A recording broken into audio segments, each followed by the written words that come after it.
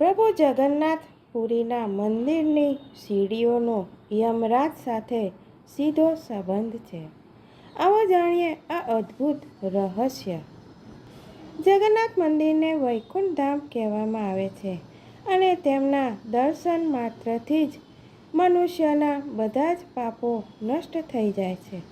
જગન્નાથપુરીના મંદિરના પગથિયાની સાથે એક રહસ્ય જોડાયેલું છે જે આપણે સીધા જ યમરાજની સાથે જોડી દે છે.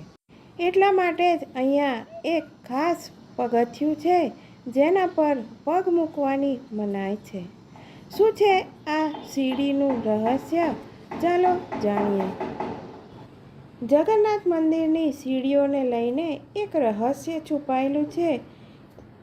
જો ભૂલથી પણ તમે એ પગથિયા પર પગ મૂકી દો તો શું થાય? આ મંદિરની સીડીઓ પર યમરાજનો વાસ છે.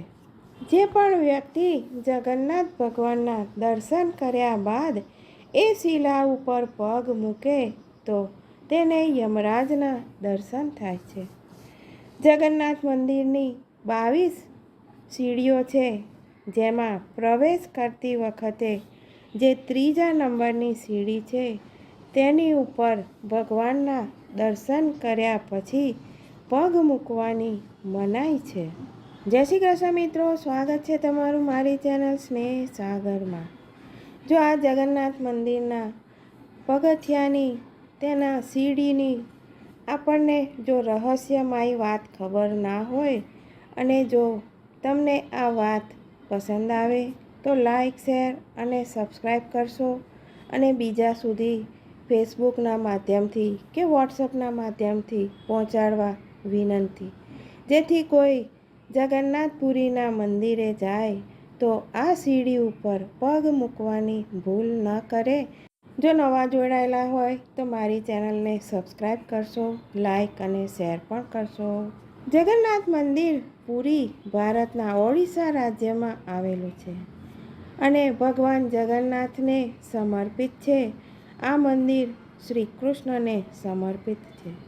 આ મંદિર વૈષ્ણવ સંપ્રદાયના 4 ધામોમાંથી એક માનવામાં આવે છે. જગન્નાથપુરીના મંદિરની ખૂબ જ માન્યતા છે.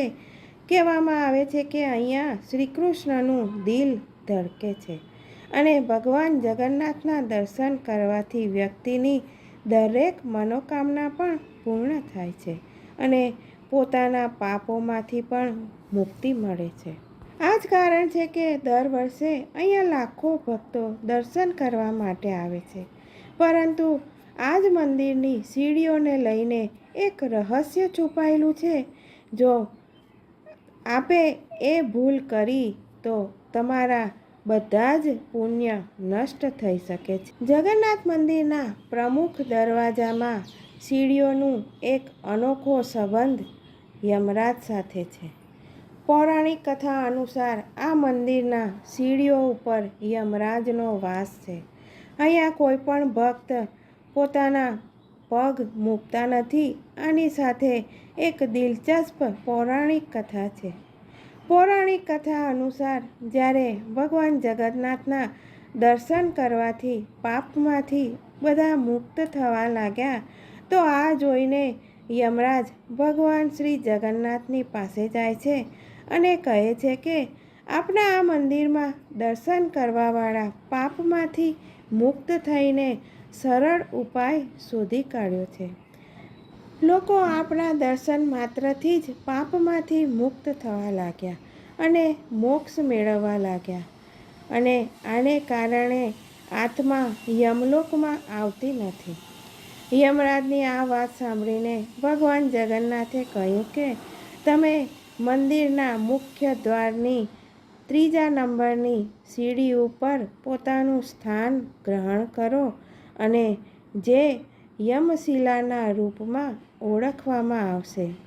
જે પણ વ્યક્તિ મારા દર્શન કર્યા બાદ તે શિલા ઉપર પોતાનો પગ મૂકશે તેના પુણ્ય શૂન્ય થઈ જશે અને તેમણે યમલોક જવું પડશે. જગન્નાથ મંદિરમાં 22 સીડીઓ છે, જેમાં પ્રવેશ કરતા સમયે જે ત્રીજા નંબરની સીડી છે તે જ યમરાજની સીડી તરીકે ઓળખવામાં આવે છે. લોકો મંદિરમાં પ્રવેશ કરતી વખતે તેની ઉપર પોતાનો પગ મૂકી શકે છે, પરંતુ જ્યારે મંદિરમાં દર્શન કરીને પરત ફરે છે ત્યારે આ શિલા ઉપર પગ ન મૂકવાની સલાહ આપવામાં આવી છે અને લોકો પણ આ સીડી પર ધ્યાન જાય એટલા માટે આ શિલાને કાળા રંગની કરવામાં આવી છે. મિત્રો, આપ પણ જો જગન્નાથજીના દર્શન કરવા માટે ક્યારેય પણ જાઓ તો આ મારી કથાની જાણકારી યાદ રાખશો અને બીજા કોઈને પણ ચોક્કસ આ વાત સંભળાવશો. જય શ્રી કૃષ્ણ મિત્રો. ફરી મળીશું આવી અવનવી અને રહસ્યમય વાતો સાથે.